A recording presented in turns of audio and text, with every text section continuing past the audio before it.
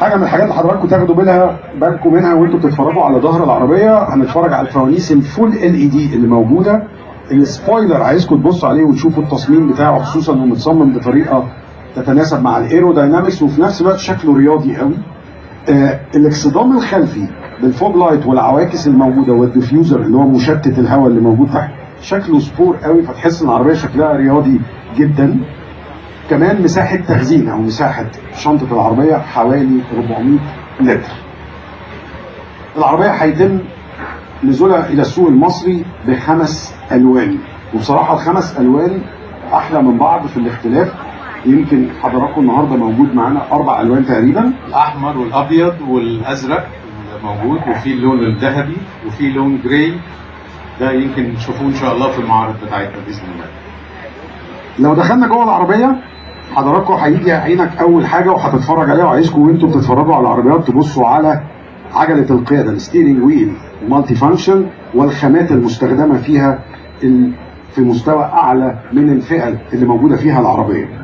كراسي جلد مع الخياطه الحمراء، كمان الجزء اللي موجود في التابلو بتاع العربيه بتاع فتحات التكييف، اتفرجوا حضراتكم تحسوا ان هو متصل كامل ببعضه.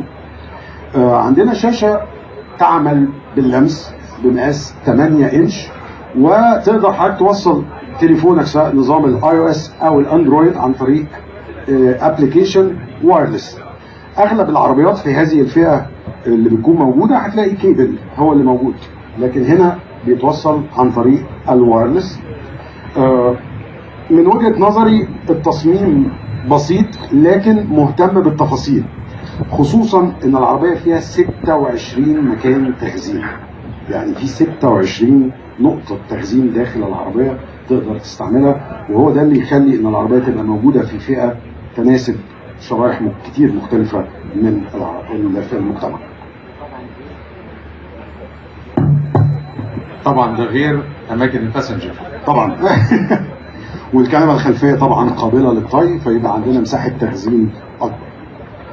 يمكن باشمهندس قال المحرك اللي موجود بيه العربيه 1500 سي سي 4 سلندر، بيخرج 103 حصان و140 نيوتن متر متوصلين مع ناقل حركه CVT 8 سرعات، والعربيه بنظام الجر الامامي للعجلات.